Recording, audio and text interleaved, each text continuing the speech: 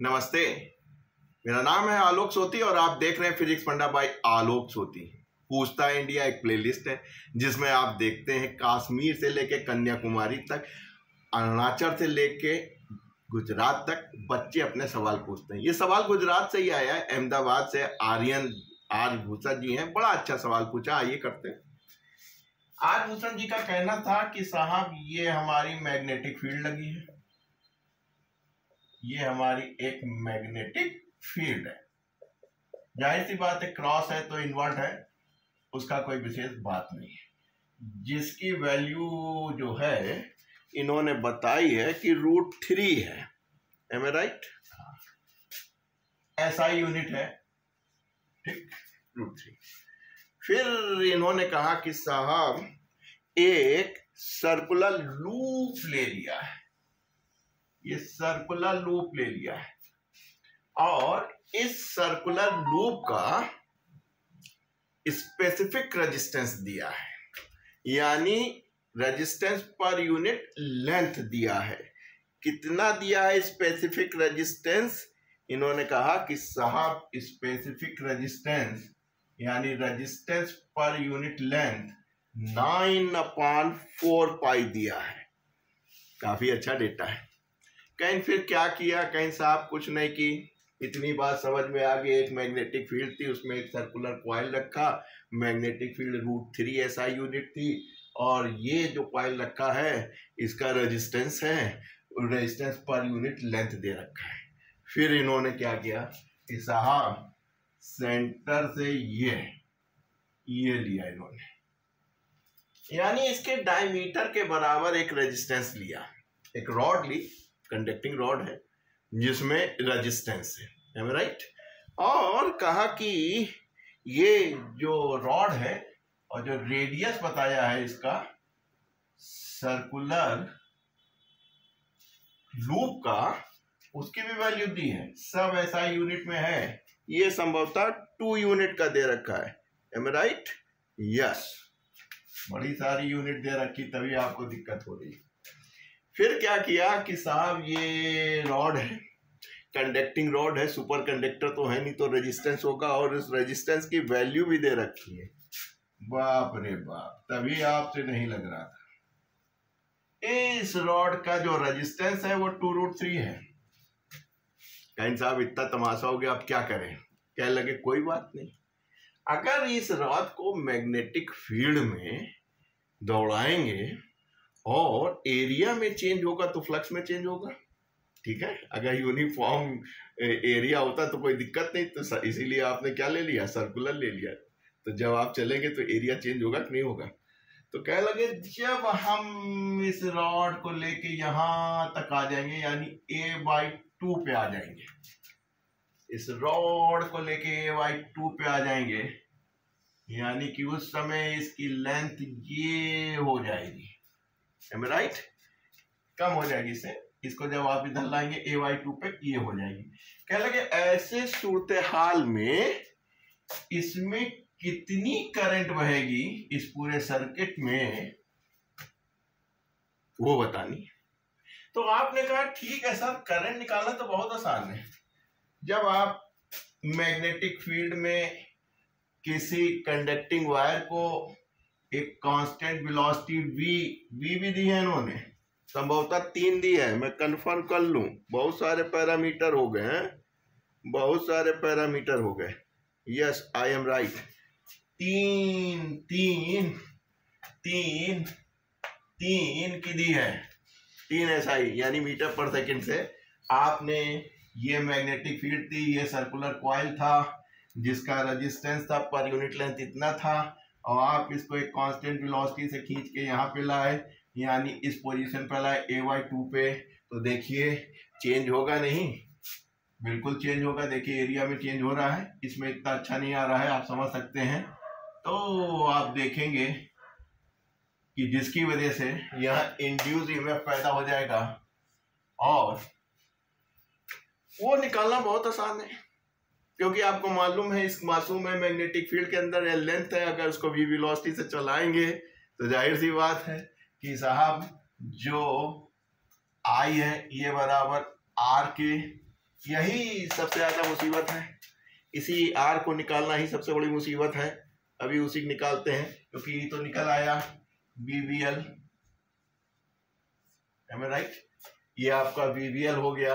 सारा खेल इस रेजिस्टेंस का है, सारा खेल इस रेजिस्टेंस का है। तो आपने कहा जब हम इस पोजीशन में पहुंचे हैं, एम आई राइट, तो जो हमारी लेंथ होगी, ये वाली लेंथ, थोड़ा सा इसको दिखा दें, आप जान गए, कोई ऐसी बात नहीं मैग्नेटिक फील्ड में। तो इस लेंथ को आप कह सकते हैं कि सर ये x है, क्योंकि यूनिफॉर्म सर्कुलर है। थोड़ा सा आपको लग रहा होगा कि उतना नहीं है, लेकिन मान लीजिए ये है, तो जितनी लेंथ यहां से यहां तक होगी उतनी यहां होगी। यानी आपने कहा कि जो भाई साहब हम इसको b वेलोसिटी से b मैग्नेटिक फील्ड में लेकर आएंगे, तो इस पोजीशन पे जो ईएमएफ पैदा होगा वो हमारा BV इंटू 2x हो जाएगा, यानी इस लेंथ के बराबर हो जाएगा। आर, सारा खेल आर का है। क्यों? पहले तो ये देखिए कितने आर होंगे यहाँ, जो आपकी समझ में नहीं आ रहे थे बेटा। जब आप यहां आए तो एक आर तो ये हो गया, लेंथ है, रेजिस्टेंस पर यूनिट लेंथ दिया है, तो एक आर तो ये हो गया। दूसरा आर कहां बचा? दूसरा आर ये है, चाहे तो इसको R1 मान लीजिए, इसको R2 मान लीजिए। और भाई साहब ये जो रॉड थी उसका रेजिस्टेंस दे रखा था। जब आप इस पोजीशन पे हो गए हैं तो इस पोजीशन पे भी आपको रेजिस्टेंस मिलेगा। लेंथ चेंज हो रही है तो पूरा पूरा R नहीं मिलेगा, जो भी मिलेगा वो R3 होगा, अलग होगा। तो इसका मतलब है कि ईएमएफ तो तुमने निकाल लिया। अगर इस लेंथ को निकाल ले, V दिया है, V दिया है, इस लेंथ को हम निकाल सकते हैं बड़े आराम से, तो भाई साहब ईएमएफ तो निकाल लोगे। सारा खेल किसका है? पहले R1, R2, R3 की वैल्यू निकले, फिर इनको देखो कि इनका कॉन्फ़िगरेशन देखो, कौन सीरीज में है कौन पैरेलल में है, तब काम बने। तो इतनी बात समझे। मैग्नेटिक फील्ड थी, एक सर्कुलर कॉइल था कंडक्टिंग, जिसका रेजिस्टेंस पर यूनिट लेंथ दिया रखा था। उसमें आपने सेंटर पे जो है एक रॉड ले ली, A दिया है तो 2A आप निकाल ही लेंगे, यानी यहाँ पे रॉड की लेंथ आपको मालूम थी, और इसको एक कांस्टेंट वेलोसिटी V से खींच के लाए। जब A/2 पे पहुंचे तो कहने लगे ऐसे सूरत हाल में बताइए जब ये यहाँ पहुंचा होगा तो सर्किट में कितनी करंट बहेगी। तो कहें ओम्स लॉ लगेगा, I=E/R। E कहीं BVL, इस पोजीशन पे मैग्नेटिक फील्ड कांस्टेंट है, वेलोसिटी कांस्टेंट है, केवल ये 2x मिल जाए तो ऊपर वाला काम बन गया।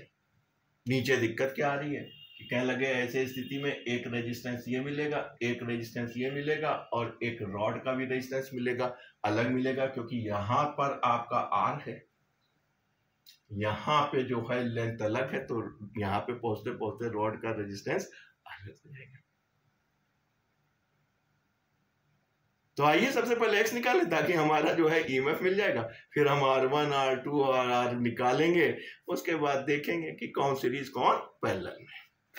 तो सबसे पहले आपको x निकालना है। x निकालना बहुत आसान है। अगर ये एंगल हम निकाल लें, जो कि निकालना बहुत आसान है, ये देखो बेटा A/2 है और ये आपका रेडियस है, तो जाहिर सी बात है कि यहां तक की पोजीशन A होगी, तो बड़े आराम से आप कहेंगे कि साहब base upon hypotenuse, UP board Hindi medium, आधार बटे विकर्ण equal to cos theta, right.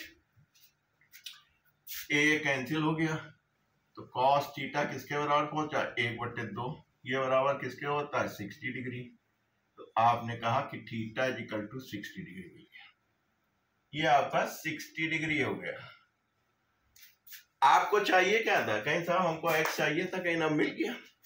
ये देखिए ये आपका परपेंडिकुलर, यानी कि ये आपका क्या हो गया? परपेंडिकुलर लंब बटे a लिख लो, तो साइन 60 वैसे भी आपको आसानी से आता है। तो आपने कहा कि x upon a is equal to sine 60 degree perpendicular upon hypotenuse. तो x आपका निकल आया a साइन 60 डिग्री। ठीक, a कितना बेटा 2 है, साइन 60 रूट 3/2 हो गया। हमको क्या चाहिए था, 2x चाहिए था, तो 2x बराबर क्या हो गया 2 इंटू 2 रूट 3/2, एक कैंसिल हो गया तो 2 रूट 3 हो गया। तो ईएमएफ तो गुरु निकल आया तुम्हारा b root 3, velocity 3, 2x 2 root 3। सारा खेल बेटा r का है, R1 निकालना है, R2 निकालना है और इस रॉड का भी रेजिस्टेंस निकालना है। तो ये तो हो गया, ये क्या हुआ, ये हुआ 3 तिक्का 9 दूनी 18। ठीक, क्योंकि क्वेश्चन बड़ा है, मजे मजे से पढ़ो, तो जाहिर सी बात है हमने थीटा लगा के एक्स निकाल लिया, यानी हमारा ईएमएफ निकल आया 18 SI यानी बोल्ड हो गया। सामने आपके रखा है, एंगल निकाला, उसके बाद एक्स निकाला, आपको पूरा रॉड चाहिए था, 2x चाहिए था, उसकी वैल्यू निकाली, सबकी वैल्यू धर दी, आपका ईएमएफ निकल आया। अब हम इसको मिटाई देते हैं। हमको क्या चाहिए बेटा, R1 की वैल्यू, R2 की वैल्यू, R3 की वैल्यू। तो सबसे पहले R3 निकालो, ठीक, आसानी से निकल आएगी। देखो रेजिस्टेंस कितना दिया, इतना है, हमको रेजिस्टेंस पर यूनिट लेंथ मिल जाए, रेजिस्टेंस पर यूनिट लेंथ मिल जाए तो रेजिस्टेंस हमारा था R और लेंथ कितनी है बेटा 2a इंटू ये वाली आपको लेंथ मिल जाए 2x। 2x कितनी है आपके पास, देखो 2x कितनी है बेटा 2 इंटू रूट 3। तो रेजिस्टेंस पर यूनिट लेंथ मिल गया, इतनी लेंथ का चाहिए था, यानी 2x का चाहिए था, काम बन गया। ये कितना बेटा 2/√3 R, a कितना बेटा 2 है, ये कितना है √3। तो देखिए a इससे ये कट गया, 2/2 कट गया 1, तो आप R3 तो बड़े आराम से निकालना है, SI है तो ओम में होगा। ठीक, अब निकल रहा है बेटा, लंबा सवाल है तभी आप पूछ रहे हैं हमसे। हम यहाँ लिख लें R3 = 1 ओम, जो जो निकलता जा रहा है उसको हम रखते जा रहे हैं। ठीक, R1 और R2 दोनों निकाल ले, फिर देखते हैं क्या इनके अंदर कॉन्फ़िगरेशन है, सर्किट बना लेंगे, उससे हमको R निकल आएगा। आइए साहब हम लोग चलते हैं R1 R2 निकालने। सबसे पहले आपको ये देखना पड़ेगा, इतनी बात समझ में आ गए थे, जब रॉड यहां आई थी तो एक रेजिस्टेंस ये है और दूसरा रेजिस्टेंस ये है, यानी आपको देखना पड़ेगा कि अगर ये ऊपर 60 है, ये a/2 था, तो जाहिर सी बात है सिमेट्री है, सेंटर से गए थे आप तो ये भी 60 डिग्री होगा। ठीक, तो सबसे पहले आपको देखना पड़ेगा इस रेजिस्टेंस और इस रेजिस्टेंस का रेशियो क्या है, फिर उसी रेशियो में बांट लेंगे। टोटल रेजिस्टेंस तो हम निकाल ही लेंगे।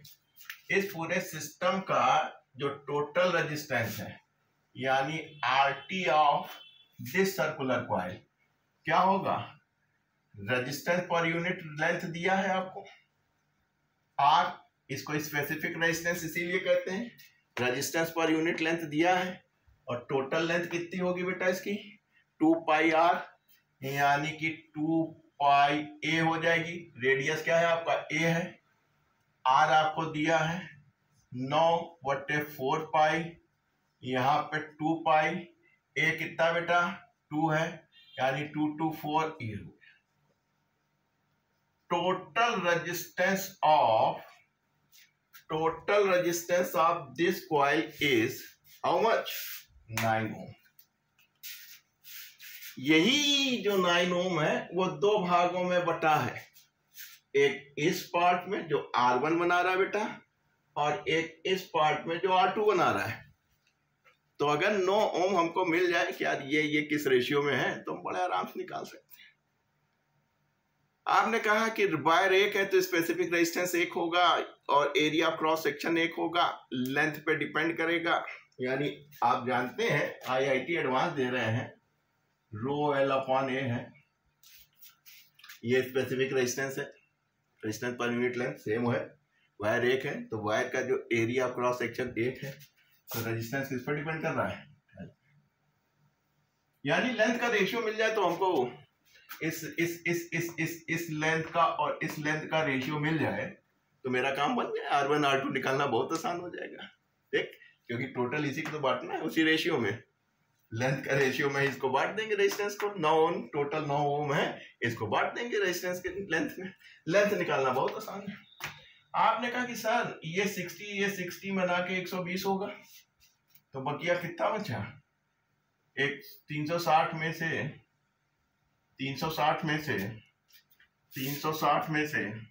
दिख रहा है बेटा, 360 में से 120 घटा दीजिए, 0 4 2 240। Am I right? 240 डिग्री ये है, ठीक, और 120 ये है। अब दो तरीके हैं, आप ऐसे कर लीजिए, कोण बराबर चाप बटे त्रिज्या, ये एंगल है, रेडियस आपको मालूम है, और ये आपकी आर्क है। तो आपने कहा angle is equal to arc upon radius. सबसे पहले इसका निकाल देते हैं, ये 120, 360 में से 120 गए, एम ए राइट, ये 4 2, ये वाला निकाल देते। एंगल कितना है? 240। आर कितनी है बेटा आपकी? L1 मान लेते हैं, R1। रेडियस कितना है आपका? A। तो L1 is equal to 240 into A। ठीक, अब इसी तरह इसका निकाल लो बेटा, इसी फार्मूले में रख दो। ये कितना बेटा? 120 डिग्री। इसकी लेंथ कितनी मानी है आपने? L2 मानी है। रेडियस कितना है बेटा? A है, दिख रहा है, कट तो नहीं रहा है। L2 is equal to 120 into A।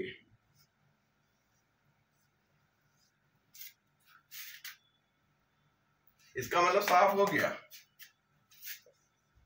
L1 ratio L2, ठीक, भाग कर दो 10 से, तो ये हो जाएगा 24 रेशियो 12। अगर हम 10A से भाग कर दे, कॉमन है, 10A कॉमन ले ले तो निकल आएगा। अब 12 भी कॉमन ले सकते हो, रेशियो निकालना तो 2 रेशियो 1, बस काम बन गया। अब तो जब आपको लेंथ का रेशियो मिल गया बेटा, लेंथ का रेशियो मिल गया कि ये जो है दोगुनी है इसकी, और आपने देख लिया था, अब मैं शाहरुख खान तो बनूंगा नहीं जो न्यू हो जाऊं, ठीक है, R इज इक्वल टू इतना, वो तो सब चेन बांध के कर ही लेते हैं। तो इसका मतलब है अगर लेंथ का रेशियो आ गया तो हमें R1 R2 आ गया, क्योंकि टोटल हमारा क्या था? R है। तो हमने सोती सर ने क्या सिखाया? R1 कैसे निकलेगा? जो है जोड़ डालो, 2 1 3, जो है वो कर दो, टोटल से गुणा कर दो, यानी 3 त्रिका 9, और R1 हो गई 6 ओम। R2 टोटल से भाग कर दो, जो है उसका ये कर दो, जो टोटल है उसका गुणा कर दो, यही तो बट रहा है, यानी कि R2 हो गई 3 ओम। तो ये जो चीज थी वही आपके लिए दिक्कत कर रही थी कि यार R1 R2 कैसे निकलेगा। मैं सोच रहा था कि पहले R1 R2 को एक जनरल एग्जाम्पल लेके कर लूं, लेकिन जब आप जिद में पड़े हैं तो कुछ करके दिखाएंगे, जीत के जाएंगे हार के जाएंगे, तो देख लीजिए। जब यहाँ पहुंचा था तो एक रेजिस्टेंस ये है, एक ये है और एक ये। अब हम काम करते हैं, यहाँ पे लिख लेते हैं क्योंकि हमको मिटाना पड़ेगा। R1 इजिकल टू 6 ओम,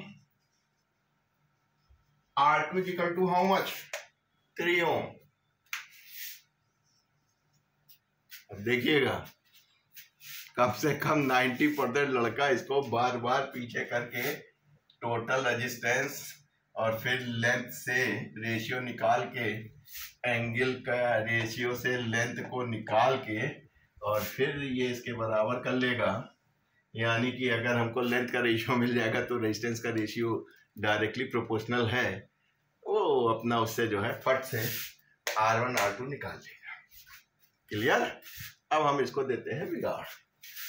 सारा खेल बेटा इसी का था, रेजिस्टेंस R1 R2 R3 निकालने का। वो आपने निकाल लिया। EMF तो पहले ही से निकाले बैठे हुए 18 वोल्ट का। अब R देखें, देखो बेटा खेल, ये एक रेजिस्टेंस है, एक रेजिस्टेंस ये है जिसके अंदर आपका EMF पैदा हो रहा है, इसी में तो EMF हो रहा है इस रॉड के। एक रेजिस्टेंस R2 है, ये आपका 18 वोल्ट का है EMF। अब देखो ये 3 को देखो, अगर हम थोड़ा सा एक काम करते हैं, क्या करते हैं, इसका कॉन्फ़िगरेशन इधर कर दें भाई। ये वाला जो R2 है उसको हम ऐसे कर सकते हैं भाई, देखो नीचे जुड़ा हुआ है, इधर की वजह इसको खींच के इधर ले आए तो बात वही होगा। ये वाला पॉइंट इससे जुड़ा ही हुआ है, ये वाला पॉइंट इससे जुड़ा हुआ है, R2 ये आ गया। ये दिखाना चाह रहे थे कि आप आसानी से कर लेंगे। ये दोनों किस में दिख रहे हैं बेटा आपको? पैरेलल में। आईटी एडवांस करने जा रहे हो, वहीं का शायद क्वेश्चन है आपका। ये दोनों पैरेलल में, जो इसका इफेक्टिव आएगा वो R3 के साथ क्या होगा? आर्यन सीरीज या पैरेलल? अम्मा भैया जब इसका इफेक्टिव आएगा वो सीधे सीधे R3 के साथ क्या हो जाएगा बेटा? सीरीज हो जाएगा। देखो R1 R2 पैरेलल में है, और पैरेलल में आप जानते हैं कि अगर दो रेजिस्टेंस पैरेलल में, सोती सर ने क्या सिखाया? ऊपर गुणा नीचे जोड़, यानी कि 6 × 3/9 2। जब इसको करोगे दिख रहा है बेटा? हाँ, 2 ओम। R3 कितना बेटा? 1 ओम। अब तो सीधा सीधा दिख रहा है, टोटल R क्या हो गया? सीरीज में है, यानी 2 + 1 3 ओम। बस राजा बनारस। तो आपने कहा सर 18/3 3 4। तो ऐसे सूरत हाल में 6 एम्पियर की करंट इसमें बहेगी। बड़ी मेहनत लग गई है, कोई मेहनत नहीं थी, एक सीधे ओम ला था। तो ये आप जानते ही हैं अंकल फेराडे का EBL। सारा खेल था ये रेजिस्टेंस निकालना, ये रेजिस्टेंस निकालना और ये रेजिस्टेंस निकालना। तीनों रेजिस्टेंस को निकाल लिया, देख लिया कैसे जुड़े हैं, उनको कॉन्फ़िगर कर लिया, वैल्यू निकाल दी। That's all honour. आया मजा?